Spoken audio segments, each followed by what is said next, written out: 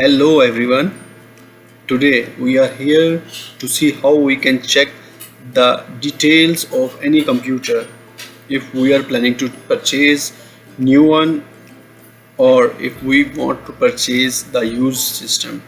So sometimes there are some differences we could notice. The product specification would be different, but sometimes within the system that installed details would not match with the actual information or actual details which we are purchasing. So you can see here what we have to do. We'll just run the system. Once we will see the main window, we have to write here, see, dxdiag and then run command.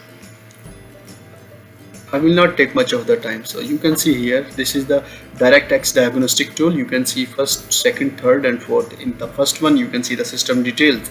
The second one we can see the display. The third tab is related with the sound, and the fourth one is related with the input. So first one, this is a tool which will give us the detailed information for related with the components and drivers which are installed in this system. So system information you can see here. This is the current date. Today is 21st August 2021 and this is the time. So computer name is desktop operating system is Windows 10 Pro.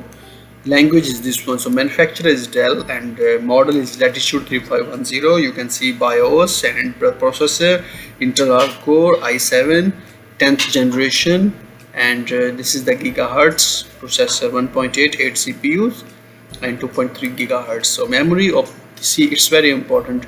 RAM, this is 16 GB RAM, and this is processor and 16 GB RAM. So this is the DirectX. You can see here the display details, the display device, the total memory, chip. You can see here sound, the speakers which are installed, and this is speaker 1, 2, 3, 4 and default device. All the things. This is Realtek Semiconductor Corporation. This is the corporation. So here the inputs, mouse, it means these are the devices, direct input devices. Okay, so if we want to save, we can save all this information.